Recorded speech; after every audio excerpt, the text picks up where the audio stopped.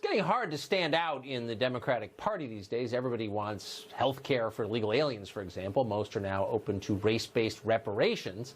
But Senator Kamala Harris of California is going even further than this.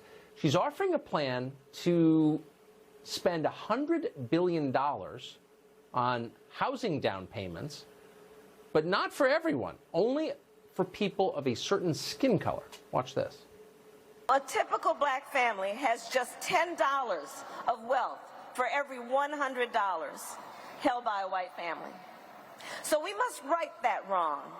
And after generations of discrimination, give black families a real shot at home ownership. Harris's bill would also loosen credit standards with the goal of creating more home loans. If you feel like you've heard that before, you have. In fact, that's exactly how we tanked the entire U.S. economy back in 2008. Maybe Senator Harris missed that interlude in American history.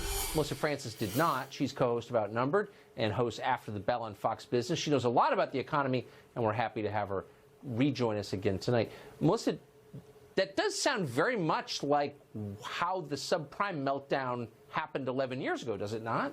Oh, it's exactly like that. And it's when we decide that home ownership is a value and is something that everyone should have and is an automatic good and the government should favor it and spend money on it, is how we got into that crisis in the first place.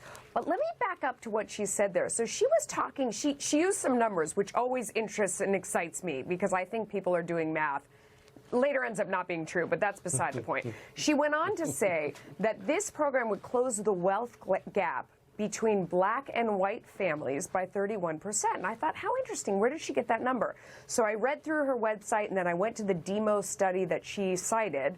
And they basically did a study where they said, well, if all values of homes go up, first of all, and go up by the same amount over time, then this would close that wealth gap. So she's assuming home values always go up, and no matter where you buy them, they go up by a lot. Well, if there's one thing we all learned in the last housing crisis and financial crisis, it's that that's not true. I think there are a lot of people out there, like myself, who have lost money owning a home. It's not always a bargain. It's not always a good thing. And in fact, it's very sticky. So she's advocating for the government sponsoring down payments for people, saying it'll close the wealth gap. And first of all, that's just not true. And the math they're using is ridiculous. But then beyond that, you're right.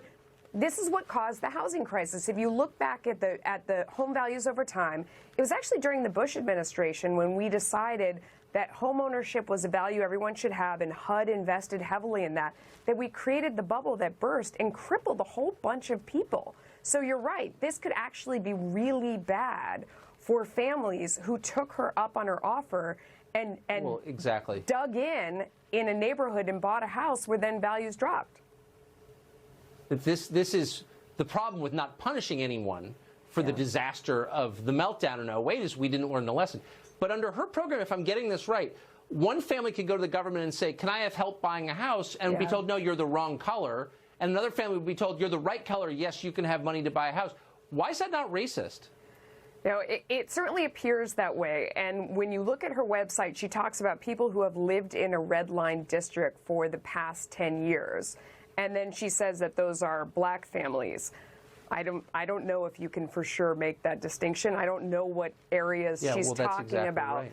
But if you're talking about buying in a neighborhood where values haven't gone up, that's a risk in and of itself. And if you talk to millennials nowadays, they don't want to own things because they've seen the hazard in that, the risk in that. When you buy a home, you're stuck there. You can't walk away. And she talks about, this is really interesting, she says it's the credit rating that's holding everyone back. So she wants to make a Fair Credit Reporting Act that includes rent payments, cell phone payments, and utility payments go towards your credit score. That's a really interesting idea that could cut both ways. Can you imagine for young people, your cell phone payments, utility payments, or rent payments, if you don't make those, that also destroys your credit score. That's what she's advocating for. So I don't know if this is very well thought out, Tucker. It doesn't sound like it is, but the details are interesting. Thank you for digging into that for us. My pleasure. Melissa Francis.